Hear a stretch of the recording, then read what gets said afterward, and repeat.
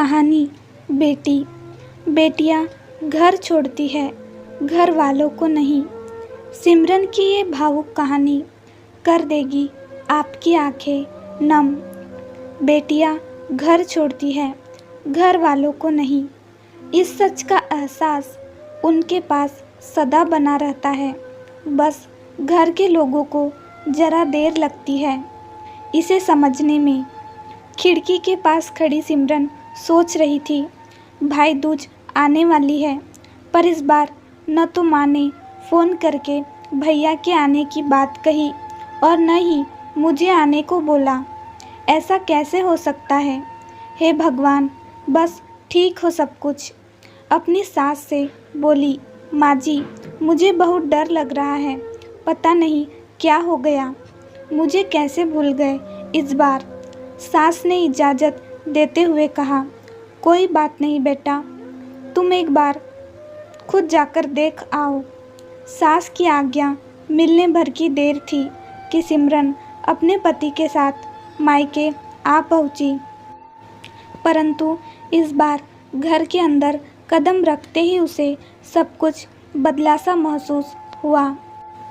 पहले जहां उसे देखते ही माँ पिताजी के चेहरे खुशी से खिल उठते थे, इस बार उन पर परेशानी की झलक साफ दिखाई दे रही थी। पहले भाभी उसे देखते ही दौड़ी चली आती और प्यार से गले लगा लेती थी। इस बार दूर से ही एक हल्की सी मुस्कान दे डाली। भैया भी ज़्यादा खुश नहीं दिखे। सिमरन ने जैसे तैसे एक रात बिताई, परंतु अगले दिन जैसे ही उसके पति उसे मायके छोड़ वापस गए, उसने अपनी माँ से बात की। तब उन्होंने बताया, इस बार कोरोना के चलते भैया का काम बिल्कुल बंद हो गया, ऊपर से और समस्याएं। बस इसी वजह से तेरे भैया को तेरे घर भी न भेज सकी। सिमरन बोली, कोई बात नहीं माँ, ये मुश्किल दिन भी जल्दी निकल जाएंगे, आप चिंता मत करो। शाम को भैया भाभी आपस में बात कर रहे थे, जो सिमरन ने सुन ली। भैया बोल रहे थे, पहले ही घर चलाना इतना मुश्किल हो रहा है, ऊपर से बेटे की कॉलेज की फ़ीस, परसों भाई दूज है, सिमरन को भी कुछ देना पड़ेगा। भाभी बोली, कोई बात नहीं, आप चिंता न करें, ये मेरी चूड़ियाँ बहुत पुरानी हो गई है, इन्हें बेचकर जो पैसे आएंगे उससे सिमरन दीदी को त्योहार भी दे देंगे और कॉलेज की फ़ीस भी भर देंगे। सिमरन को यह सब सुनकर बहुत बुरा लगा। भैया भाभी ये क्या बातें कर रहे हैं? क्या मैं यहाँ उनको तंग करके कुछ लेने के लिए ही आती हूँ? वह अपने कमरे में आ गई। तभी उसे याद आया कि शादी से कुछ समय पहले जब वह नौकरी करती थी, तो उसने बड़े शौक से अपनी पहली तनख्वाह लाकर पापा को दी थी। तब पापा ने कहा था, ये पैसे अपने पास ही रख ले बेटा, मुश्किल वक्त में काम आएंगे। इसके बाद वह हर महीने अपनी सारी तनख्वाह बैंक में जमा करवाती रही।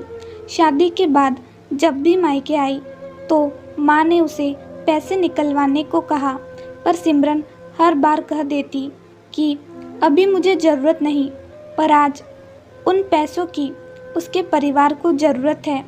वह अगले दिन ही सुबह भतीजे को साथ लेकर बैंक गई और सारे पैसे निकलवा कर पहले भतीजे की कॉलेज की फ़ीस जमा की और फिर घर का ज़रूरी सामान खरीद कर घर वापस आ गई। अगले दिन जब भैया का टीका किया तो भैया ने भरी आँखी से उसके हाथ 100 का नोट रखा। सिमरन मना करने लगी तो भैया बोले, ये तो शगुन है पगली, मना मत करना। सिमरन बोली, भैया बेटियां मायके शगुन के नाम पर कुछ लेने नहीं, बल्कि अपने माँ बाप की अच्छी सेहत की कामना करने।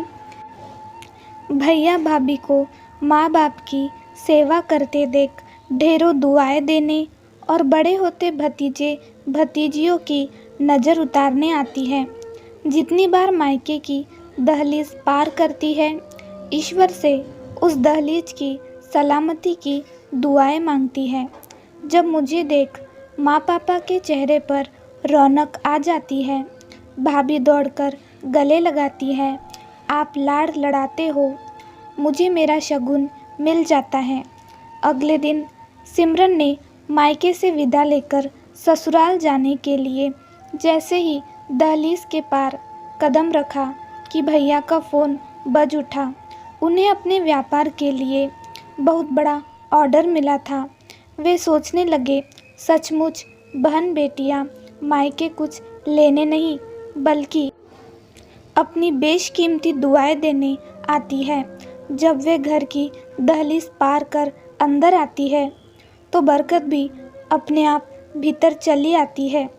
हर बहन बेटी के दिल की तमन्ना होती है कि उसका मायका हमेशा खुशहाल रहे और तरक्की करे। मायके की खुशहाली देख उसके अंदर एक अलग ही ताकत भर जाती है, जिससे उसके अपने जीवन में पेश आने वाली मुश्किलों का वो डटकर सामना कर पाती है। भैया की आंखों से खुशी के आंसू बहने लगे। कहानी कैसे लगी हमें ज़रूर बताएं दोस्तों। चैनल पर नए हैं तो लाइक, शेयर और सब्सक्राइब ज़रूर करें। कहानी सुनने के लिए धन्यवाद।